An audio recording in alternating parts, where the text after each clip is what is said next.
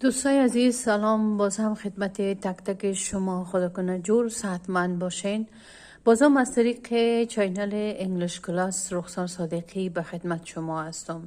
عزیزم اگر به خاطر داشته باشین درس قبلی ما یونت 25 بود و امروز یونت 26 کتاب دوم 4000 Essential English Words به خدمت شما هستم. خب دوستا اگر سوالی داشتین، نظری داشتین، میتونین راحت در کامنت با ما شیر کنین. البته در اخیر ویدیو امیدوار هستم که درس امروز مورد علاقتان قرار بگیره و تا اخیر ویدیو با ما باشین. خب میریم کلاس خدا آغاز میکنیم. یونت 26 کتاب دوم و کتاب 4000 Essential English Words. Accuse. To accuse someone of something is to blame them for doing it.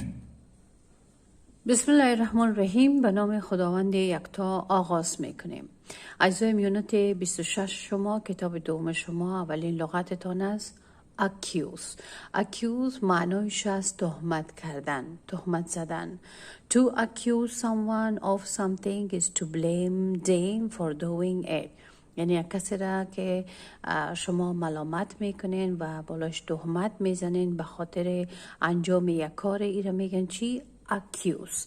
اینجا ملامت کردن blame است و accuse هم تهمت کردن. She accused her brother of breaking her computer.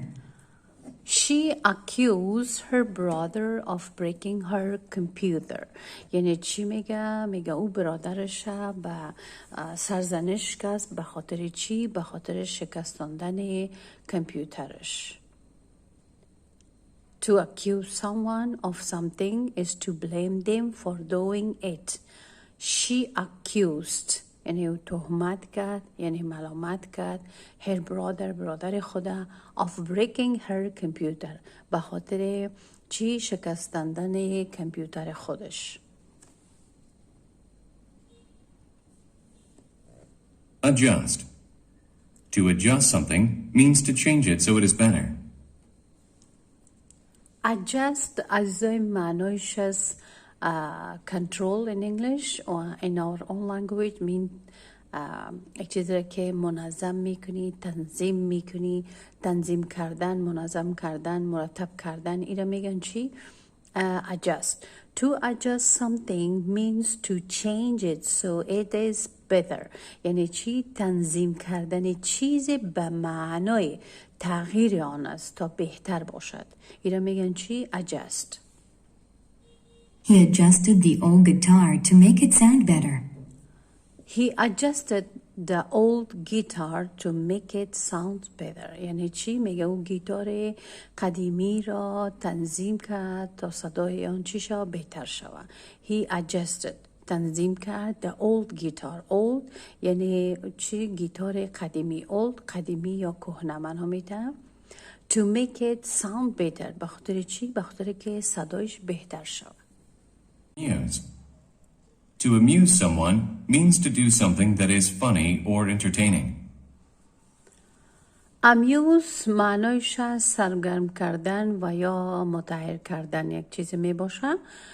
خب خود in English we have engage or we have another one busy. یعنی معنیش از مشغول کردن، جذب کردن، سرگرم کردن این می باشه. To amuse someone means to do something that is funny or entertaining. یعنی چی معنا میده؟ سرگرم کردن کسی به معنای انجام کاری است که خنده‌دار یا سرگرم کننده باشه. The singer was very good. She amused the crowd. The singer was very good. She amused the crowd. یعنی چی معنا میده؟ خواننده خیلی خوب بود. او جمعیت یا همه مردم سرگرم کرد. To amuse someone means to do something that is funny or entertaining. The singer was very good. She amused the crowd. Coral. Coral is the hard, colorful material formed by the shells of animals. Coral اجزای معنایش از مرجان معنا میته. coral is the hard، یعنی چی است؟ یک ماده سخت است. colorful material، یک ماده رنگارنگ است. formed by the shells of animals، یعنی چی شده؟ از پوست حیوانات تشکیل شده. formed by the shells of animals، یعنی از پوست حیوانات تشکیل شده. coral is the hard colorful material formed by the shells of animals. The diver admired the beautiful coral under the water. The diver admired the beautiful coral under the water. یعنی چی؟ آباز میگه مرجان زیبای زیر آب را تحسین کرد. The diver، آباز، admired یعنی تحسین کرد. The beautiful coral یعنی مرجان زیبا را. under در زیر، the water mean در زیر آب. The diver admired the beautiful coral under the water. یعنی چی است؟ آباز مرجان زیبای زیر آب را تحسین کرد. Cotton is a cloth made from the fibers of the cotton plant. Cotton معنیش از پنبه. In English we have thread. I mean T-H-R-E-A-D is also تار یا نخ معنا میده. Cotton is a cloth made from the fibers of the cotton plant. یعنی خود کاتن یا پنبه چی است؟ پارچه است که ساخته شده از تار و یا از امی پنبه های نباتات ساخته شده یا از گیاه ها ساخته شده. اینجا اجزای فایبر هم تار معنا میده و کاتن قسمی که براتون گفتم پنبه. and plant what معنیش است؟ گیاه ها معنا میده. and cloth پارچه معنا میده. Cotton is a cloth made from the fibers of the cotton plant. یعنی چی است؟ پنبه پارچه ای است که از چی ساخته شده؟ از تار یا ریشه یا پنبه حیوانات ساخته شده. I like to wear clothes made from cotton in the summer. I like to wear clothes made from cotton in the summer. یعنی معنیش چی است؟ معنیش است که میگم من دوست دارم در تابستان لباسهای از پنبه بپوشم. I like to wear پوشیدن. clothes made from ساخته شده باشه از چی؟ from cotton از پنبه ساخته شده باشه. in the summer در تابستان. summer it means تابستان معنا میده. this one summer تابستان mean wear پوشیدن. خب made حالت گذشته ساختن است که make حالت اولش هست و حالت دومش هست. I like to wear clothes made from cotton in the summer. یعنی دوست دارم در تابستان لباسهای از چی بپوشم؟ از پنبه بپوشم. Crash. To crash means to hit and break something. crash معنیش از دوستا سقوط کردن معنا میده و یا تصادف کردن معنا میده. in English fall.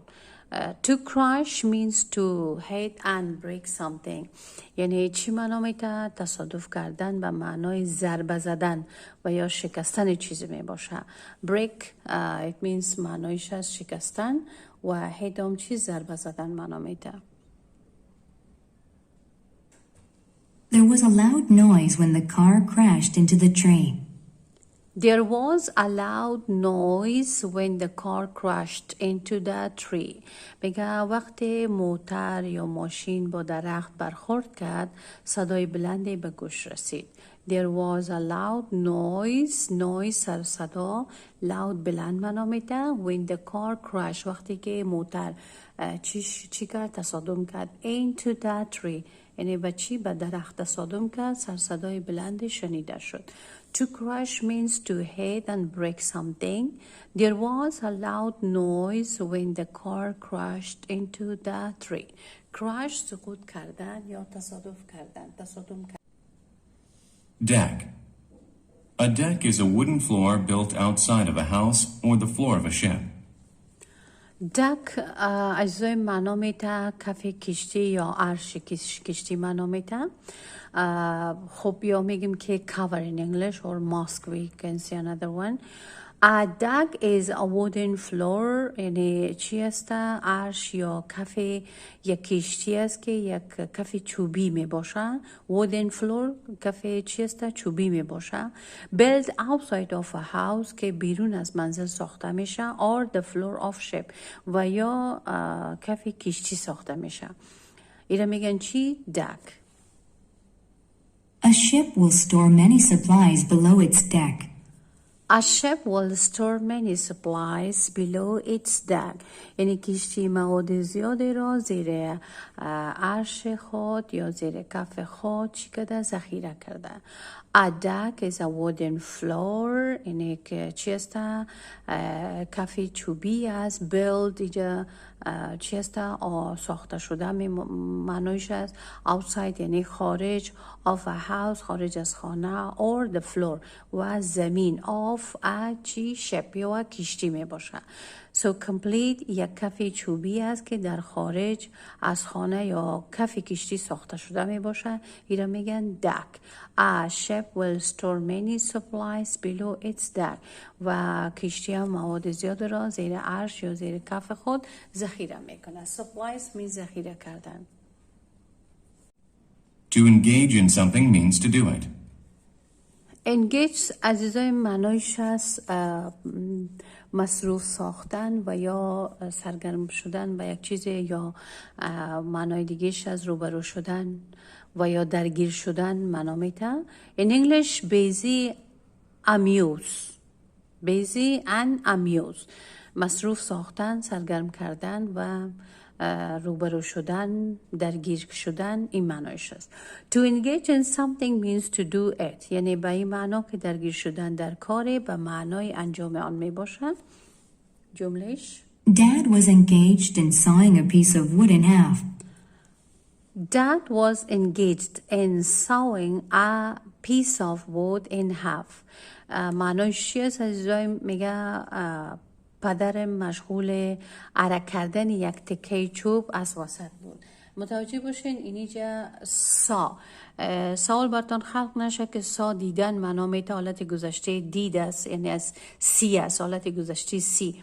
اما زمانی که آینجی میگیره اینجا فعل هست، همینجا فعل است و این در فعل دو معنا میته. یکی زمان گذشته دیدن معنا میده که حالت اول سی است و حالت دومش همی سا هست و در اینجا باز هم فعل است که چی معنا میده؟ عرق کردن معنا میده. درست است؟ و اگر به تنهایی SAW باشه باز او عرق معنا میده. خب Dad was engaged in sawing a piece of wood in half. یعنی چی معنا میده؟ میگه پدر مشغول عرق کردن یک تکه چوب از وسط بود. پیس توتا وودم چوب ان هافم چیست؟ یعنی نصف یا وسط. Firm. When something is firm, it is solid but not too hard. firm معنیش هست وقتی یک چیز سفت باشه یا قایم باشه، محکم باشه، او جامد است اما زیاد سخت نیست. When something is firm, it is solid but not too hard. He sleeps better on a firm bed. He sleeps better on a firm bed. یعنی چی؟ روی یک تخت خواب سفت بهتر میخوابد. معنیش است firm معنیش سخت و محکم معنا میده، اما قسم نیست که یعنی سخت باشه و باعث اذیت شود. Fuel. Fuel is something that creates heat or energy. اوکی، fuel معنیش هست عزیزایم سوخت چیزی می باشه و اینجا شعله آتش میگن. Fuel is something that creates heat or energy. یعنی چی است؟ میگه سوخت چیزی است که گرما یعنی گرمی یا انرژی ایجاد میکنه. اینو میگن چی؟ fuel. In English we have increase. Heat is the fuel that comes from fire. Heat is the fuel that comes from fire. میگه گرما سوختی هست که از آتش می آید. یعنی حرارت. Heat یعنی حرارت. گرما یا حرارت چی است؟ is the fuel یعنی شعله ای است که that comes from fire. یعنی از کجا می آید؟ از آتش می آید. Grand. When something is grand, it is big and liked by people. خب grand معنایش هست چیزی که بزرگ باشه. عزیزایم رو میگن grand. و in English we have massive and big. This is what means بزرگ. It means big, massive. yes چی grand. When something is grand وقتی چیزی بزرگ باشه it is big and liked by people.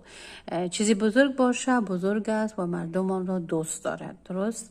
When something is grand چیزی بزرگ باشه it is big and liked by people. یعنی چی است؟ مردم را دوست می داشته باشه بخاطر که چی از بزرگ است. The grand mountain rose high into the sky. The grand mountain rose high into the sky. میگه کوه بزرگ با آسمان بلند چی است؟ بلند شده. The grand mountain یعنی کوه بزرگ rose حالتی گذشته rises یعنی بلند شدن. high بلند شدن معنا میده. okay into the sky یعنی با چی شده؟ یعنی با آسمان بلند شد. های صفت است یعنی بلند معنا میده و ای فعل است حالت گذشته rise یعنی ای بلند شدن. ای فعل است ای صفت است. okay next one. Hurricane. A hurricane is a bad storm that happens over the ocean. هریکین معنایش هست عزیزایم چی معنا میده؟ طوفان و یا میگیم in English we have storm. خب hurricane is a bad storm that happens over the ocean. یعنی طوفان یک طوفان بد است که بر فراز اقیانوس اتفاق میفته. یعنی همیشه در اقیانوس اتفاق میفته. اینا میگن hurricane. A hurricane is a bad storm یعنی یک طوفان بد است، طوفان شدید است. That happens یعنی اتفاق میفته over the ocean. همیشه در کجا؟ در اقیانوس. ocean اقیانوس. The wind from the hurricane bent the palm tree. خب از این معنای جمله هست که the wind from the hurricane bent the palm tree یعنی امی باد طوفان شدید درخت خرما را خم کرد. bend خم شدن معنا میده. این لغتتان bend خم شدن و بام چیست؟ خرما یعنی درخت خرما. درخت خرما را چی کرد؟ امی هریکن طوفان شدید شمالش wind. طوفان یعنی شمال شدید طوفان چی شد؟ درخت خرما را خم کرد. okay next one. Loss. A loss means the act or an instance of losing something. از loss معنایش از ضرر کردن. in English we have damage or we lost something where sometimes we think that we are not winner. This is one. Losing like یعنی چی معنای ده؟ ضرر. Loss means that act or an instance of losing something یعنی ضرر به معنای عمل یا نمونه از دست دادن چیزی می باشه. زمانی که شما چیزی را دست بتین این به معنای چیست؟ ضرر کردن است. instance یعنی چی معنا میده؟ یعنی نمونه. یعنی به طور مثال مثلا شما چیزی را losing یعنی از دست بتین در اون صورت چی میکنین؟ اینجا میشه loss یا ضرر.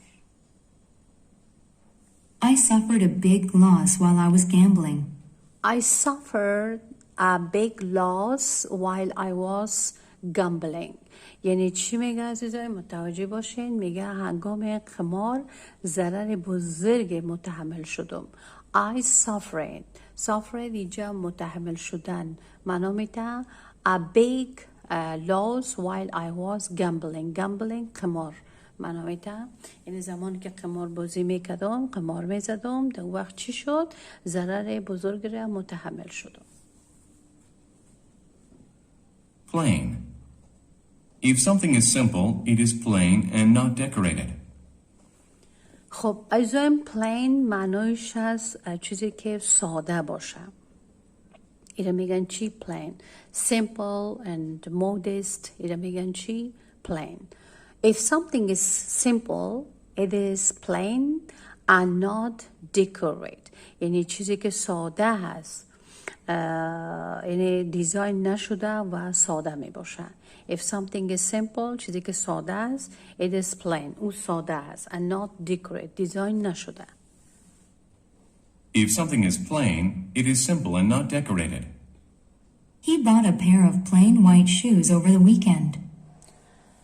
He bought a pair of plain white shoes over the weekend. معنیش چی است؟ میگه او در آخر هفته یک جورت کفش یا بوت‌های سفید ساده خرید. He bought a pair of plain white shoes over the weekend. یعنی چی که در آخر هفته یک جوره کفش سفید ساده خرید. Reef. A reef is a group of rocks or coral that rise to or near the ocean. ریف از معنایش از جزیره نما معنا میده. ریف. A reef is a group of rocks or coral that rise to or near the ocean. یعنی معنایش چی است؟ صخره معنا میده گروه از سنگ‌ها یا مرجان‌ها هستند که از اقیانوس یا نزدیک آن بالا میآید. اینا میگن چی؟ ریف.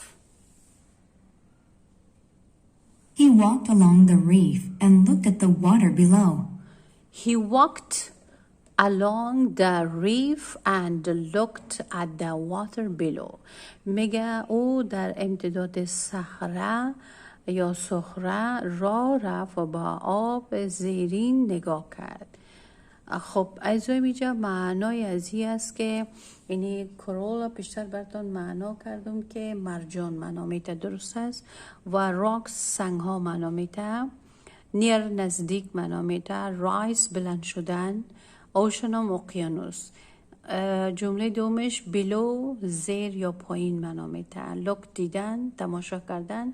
خود ریف هم معنای جزیره نما معنا میته. اوکی، along یعنی امتداد. He walked along the reef یعنی در کجا؟ در امتداد همون جزیره نما قدم زد. Look at the water below و از همونجا به طرف آبها یعنی آبها را تماشا کرد. به طرف پایین آبها را تماشا کرد. Next one. Shut. To shut something means to close it tightly. Shut عزیزای معنایش از it means بسته کردن and also closed in English. To shut something means to close it tightly. یعنی یک چیزی را که شما بسته میکنین محکم، او را میگن shut. Tightly محکم معنا میده. This one tightly محکم، بسته کردن چیزی به صورت محکم، او را چی میگن؟ tightly. and shut بسته شدن. Please shut the door. The air outside is cold. Please shut the door. The air outside is cold. میگه چی هسته؟ لطفاً میگه در ببند، بسته کو، هوای بیرون سرد است. To shut something means to close it tightly. Please shut the door. The air outside is cold. Strict. When someone is strict, they make sure others follow rules. Strict معنایش از عزیزایم tough and hard، سختگیر and serious. یعنی کسی که جدی باشه و سختگیر باشه او را میگن strict. When someone is strict, they make sure others follow rules. یعنی معنایش چی است؟ وقتی فرد شخص سختگیر باشه مطمئن می باشه که دیگران از قوانین از او پیروی میکنن. rules قوانین و قاعده و معنا میده. Okay, next one. The teacher is strict. She does not let students talk in class. The teacher is strict. یعنی معنیش چی؟ معلم سختگیر است. She does not let students talk in the class. اجازه نمیده شاگردارا یا دانش آموزایش در کلاس صحبت کنه، در صنف صحبت کنه. When something is strict, they make sure others follow rules. The teacher is strict. She does not let students talk in class. Surf. To surf means to use a special board to ride on waves in the ocean. surf اجزای معنایش هست گشت و گذار معنا میده یا موج سواری معنا میده. Okay. In English we have waves. W-A-V-E-S. Waves. یعنی موج سواری گشت و گذار. To surf means to use a special board to ride on waves in the ocean. معنایش چی است؟ گشت و گذاری یا موج سواری به معنای استفاده از تخته مخصوص است. See here has written special board. یعنی استفاده از چی؟ از یک تخته مخصوص است که چی میشه؟ To ride که موج سواری میشه. To ride on waves که یعنی گشت و گذار میشه بالای چی؟ بالای امواج اقیانوس. اوکی. خب میریم بخش بعدیش. The students went to the beach to surf during their vacation. The students went to the beach to surf during their vacation. یعنی چی معنا عزیزایم؟ دانش آموزان در طول تعطیلاتشان یا در طول آف تایمشان برای موج سواری به ساحل رفتن. The students went to the beach رفتن دانش آموزان به ساحل to surf که به خاطر موج سواری during their vacation در جریان چی؟ در جریان تعطیلاتشان. Task. A task is a piece of work to be done that is usually difficult. task عزیزای معنایش هست duty, job. This one called me work. اینا رو میگن چی؟ وظیفه یا کار میگن. درست است؟ A task is a piece of work. یعنی وظیفه هست، کاری هست که to be done که انجام میشه، انجام شده. That is usually difficult. اکثر اوقات چیست؟ مشکل می باشه. So next one. My task for the weekend was to clean the entire backyard. وظیفه ما میگه در آخر هفته است که باید پشت سر اولی را ما پاک کنم. My task for the weekend was to clean the entire backyard. Zone. A zone is an area that has different qualities from the ones around it. از زون منطقه معنا میده دوستا و همچنان section ناحیه معنا میده. A zone is an area that has different qualities from the ones around it. یعنی چی؟ منطقه ای است که کیفیت های متفاوتی با مناطق اطراف خود داره. See, a zone is an area. ساحه است یا منطقه است that has different qualities که چی داره؟ کیفیت های متفاوتی داره from the ones around it. از کجا؟ از اطراف خود. Firefighters often work in danger zones. Firefighters often work in dangerous zones. یعنی چی؟ میگه آتش نشانان اغلبا در مناطق خطرناکی کار میکنن. Firefighters often work in danger خطر in danger zones.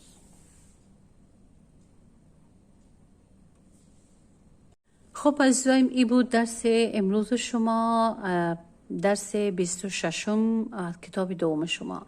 امیدوارم درس مورد علاقه قرار گرفته باشه. تا درس بعدی شما را به خداوند یکتا میسپارم. روز همه شما خوش. خدا نگهدار.